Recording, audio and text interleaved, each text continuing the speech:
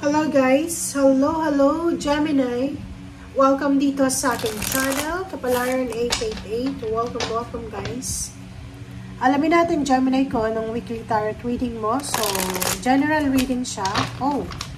So, pwede kang makaresonate. Just align your intuition sa mga baraha na naan dito. Okay.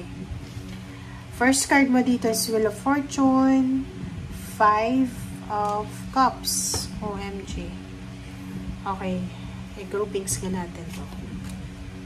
Wheel of Fortune, Emperor. This is Major Arcana, guys. 3 Major Arcana. Okay. Sorry.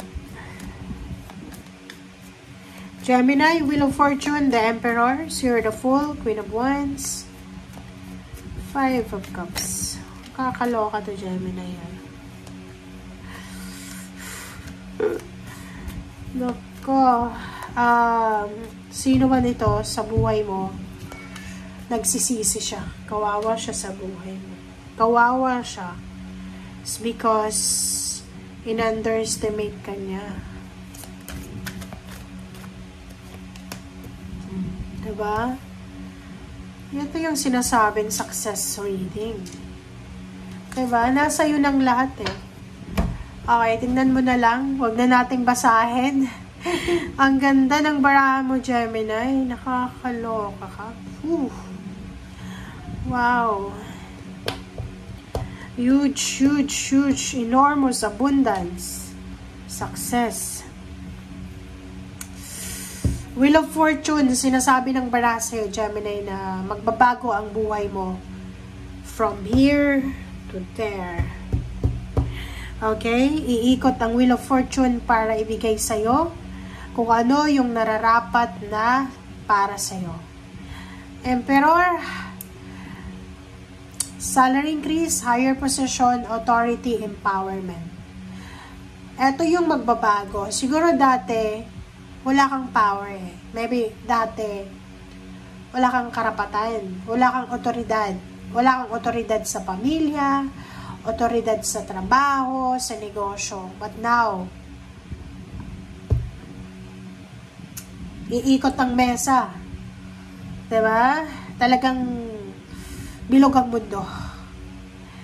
Sinasabi ng Barase dito, Gemini, na ihanda mo ang sarili mo para sa nalalapit na empowerment, authority, new beginnings, travel, relocation, new job, new career, freedom, victory, success, moving on. Diba? Sabi ko sa iyo eh, ito yung pinaka-best na reading for this week sa lahat ng zodiac sign. Kung ano man tong pinagdadaanan mo or pinagdaanan mo for the past few months or years, tapos na yung paghihirap mo. Tapos na. Because incoming na yung success mo. Yung power, yung stability, yung balance, yung strength. Diba? Yung new beginnings. Fresh new beginnings. Na para kang isang bulaklak na magbo-blossom, magbo-bloom. Diba? Kung dati ay nasa stagnation ka, restricted, entrapped ka, now you are free. Now you are free. Diba? Kung dati ay nandun ka lang sa likod, nakamasid, nagmamasid ka lang sa mga success ng mga tao sa paligid. No! Ngayon, baliktad ng mundo. Ikaw na yung lalabas na victorious, ikaw na yung pagmamasdan nila, ikaw yung pupurihin, ika-congratulate. And dun sa mga taong gumawa ng masama sa'yo, maghihinayang sila. Regrets. Maghihinayang sila because hindi ka nila pinahalagahan, ina-underestimate ka nila, so panghihinayangan nila kung bakit hindi ka nila sinabahan sa panahong walang-wala ka. Wow. Okay.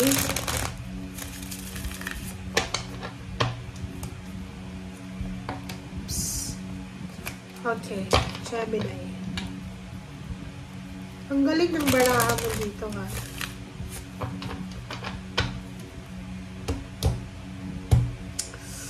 Okay, confirm natin. Pera. May darating na pera sa'yo. It's either scholarship sa anak mo or kung ikaw to na college student, pera. Incoming money, incoming success, incoming job offer, financial. Diba? Parang uulan ng pera sa buhay mo. Empowerment, yun. Oh. Diba? Kakasabi ko lang sa'yo kanina, this is authority. Maybe manalo ka sa loto, manalo ka sa contest, magkamal ka ng lump sum of money, maging boss ka. Kasi to boss to eh. Bossy. Diba? Parang hawak mo yung isang team, hawak mo yung isang company, parang ganon. And yung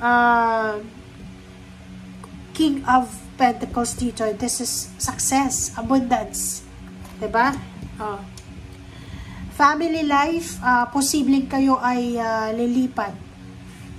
Mayroon ditong Gemini, isang buong pamilya. Pwedeng kayo ay lilipat sa bago nyong bahay. Pwedeng kayo ay lilipat sa bagong bansa or sa new country. Maybe magmamigrate kayo sa ibang bansa. Or possible na lilipat kayo sa bago nyong bahay. Okay. Sa Queen of Wands, if you have parang mga confusion kayo, like marami kang plano sa buhay pero confused ka, sinasabi ng bara sa'yo na huwag ka nang magdalawang isip pa. Kung ano yung nasa sa isip mo, gawin mo na. Okay? Huwag mong sayangin yung oras. Diba? Kasasabi ko lang yan sa'yo kanina eh. Diba dati nandun ka sa entrapment? Diba? Dati entrap ka, stagnant, yung parang feeling mo hindi ka makakilos.